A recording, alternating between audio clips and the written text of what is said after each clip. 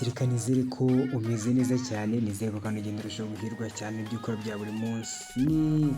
Nizere ko kandi ugenda urushaho guhirwa na weekend. So guys, igira ngo ni weekend, abantu benshi nabonye banayinjiramo neza cyane. Anyway, so reka mwifurize rero kurushaho kugubwa neza no kuryoherwa na weekend ndetse n'ibikorwa byawe bya buri munsi. Iyi ni Fyve-tvrwanda mu kiganiro The Cruise Show, tugenda tugaruka ku makuru y'abasitari, amakuru abagezweho, amakuru abacicikana mu Rwanda ndetse no hanze yarwo. So ni amakuru kugeraho 24 hours, umunota ku wundi, isegonda kuri indi. So guys, igira ngo bamwita Mbonyi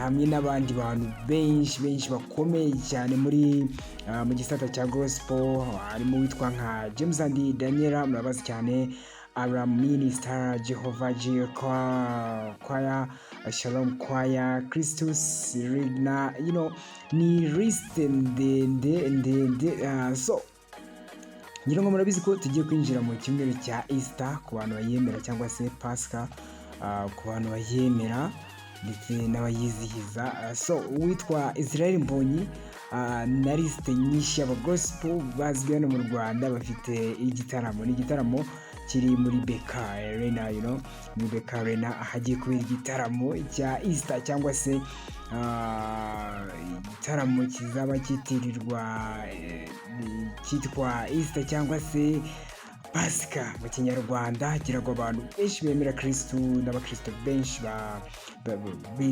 bizihiza uyu munsi wa Easter cyangwa se Pasika. So ni amakuru ngira ngo yamaze kwemezwa neza cyane na Mbonyi ko nawe azaba arimo, hamwe na James and Daniella, ngira ngo murabazi, n'andi makuru ari menshi cyane.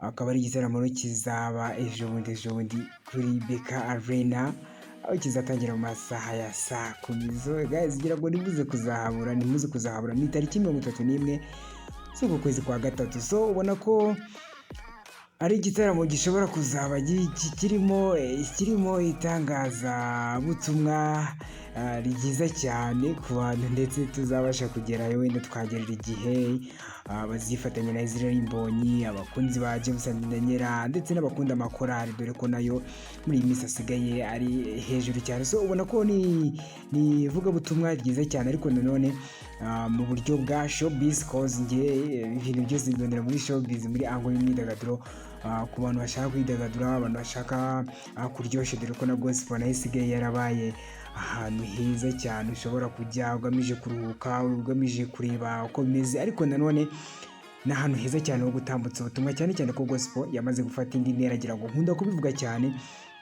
no kubivuga cyane ko music industry yaba na hano mu Rwanda, even ni industry yamaze kuzamuka. Twamaze kubona abashoramari benshi baza muri industry. Ngira ngo kuri iki gitaramo cya Mbonyi kizaba kuri Easter, harimo abaterankunga benshi ubona ko harimo Bese, harimo Samsung 50, harimo Beta, harimo iTech, harimo BTN, harimo Jibo, harimo Songa, ni Beka, ni Igihe, Baho, TV1, Sango Star. So ni ikintu kikwereka ko music nyarwanda is developing.